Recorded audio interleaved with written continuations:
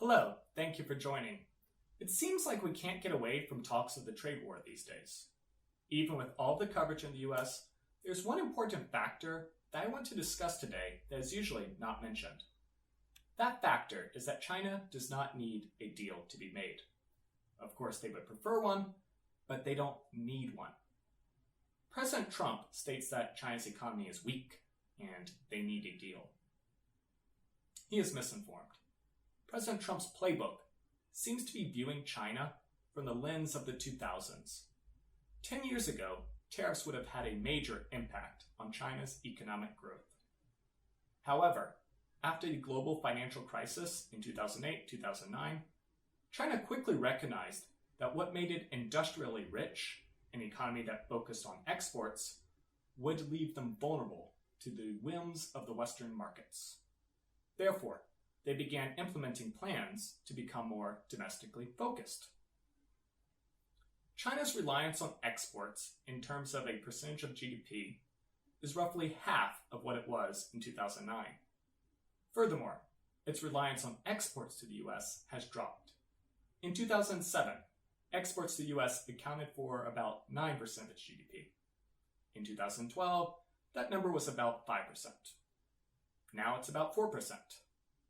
Meanwhile, China's domestic demand has been booming and is continuing to do so. China is now a domestically driven economy. There's no reason to believe that China will not continue to have stable growth, stable being 5 to 6% GDP growth, a growth rate we in the US would love to have. It also has a population of about 1.4, 1.5 billion people, so its GDP per capita is still low. China's GDP ceiling is still a ways off. China has a very clear stance when it comes to how it's moving forward with its economy, and that is to be a dominant player in the fourth industrial revolution. China does not care about tariffs placed on consumer goods such as furniture and laptops to the US. China is wondering why America continues to protect industries it is trying to get rid of. I wonder that too. Even before Trump, China was transitioning to get rid of its low-level industries and climb up the value-added supply chain. Trump has been assisting in reducing that friction. China's economy is a bit more complex than just Beijing giving orders to its industries. Sure, it is advantageous for companies to keep their goals aligned with the 5-year plans published by Beijing. However, it's sometimes difficult to cajole companies to invest time and energy in technology that they can simply purchase from other countries. Big surprise. The semiconductor industry is a prime example of this. For decades, Beijing has been wanting to develop domestically produced chips. Many of China's brightest minds focused on other aspects of tech development, though, and found it easier to simply purchase the chips from companies like Qualcomm at an affordable price. Top industry execs and scientists were making handsome profits while focusing on increasing the competitiveness of their products as a whole. However, after Trump took office, China's top companies quickly saw the need to domestically develop their own chips. The message across both private and governmental sectors quickly aligned.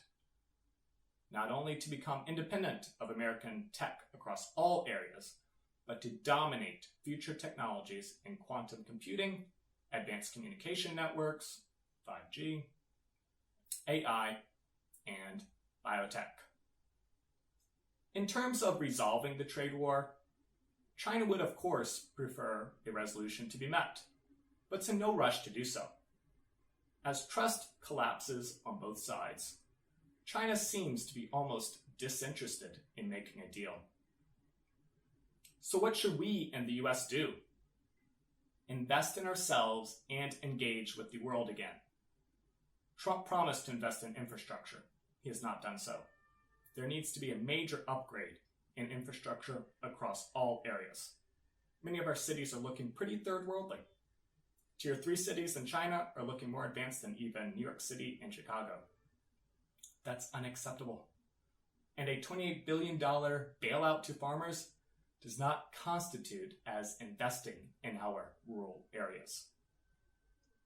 Also, investment in future industries needs to be ramped up dramatically. For quantum technology, for instance, the cost for building a single quantum lab in Hefei, China, is about 6 times our entire quantum tech budget for the next 5 years. Let that sink in for a bit.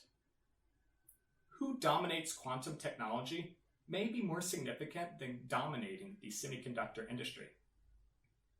Additionally, we need to stop looking at education as an expense. We should invest in our students and develop profitable career paths for them in the hard sciences. These hard sciences should not just be computer science. Software is important, but we cannot neglect other fields.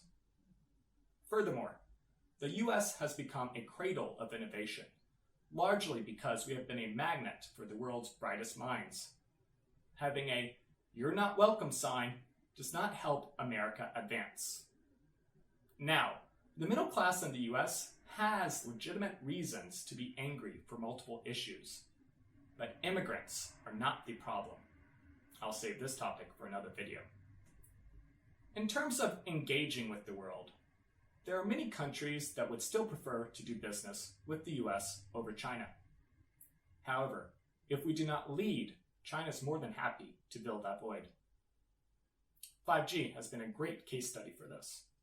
We have tried to convince other countries to not use Huawei's 5G technology. Their response? What do you have to offer? Even Western companies such as Nokia and Ericsson are weak alternatives. China's global brand has been increasing in value under President Trump. Foreign policies matter. Industrial policies matter. Leadership matters. There are some legitimate areas of concern for how we should be adjusting our relationship with China.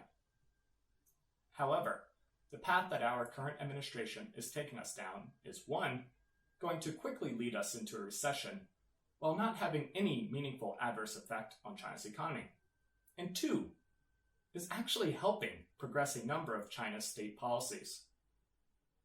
Being tough without having any cogent strategy can be counterproductive. Tough for toughness' sake does not help. I'm pretty sure we were all taught this in kindergarten. We must begin to have honest conversations about modern China so we can remain competitive on the global scale, but also learn how we can cooperate on global issues that one country cannot conquer alone, such as climate change. That's it for today's talk. I hope you enjoyed my first video. If you did, please subscribe and hit the bell. See you again soon.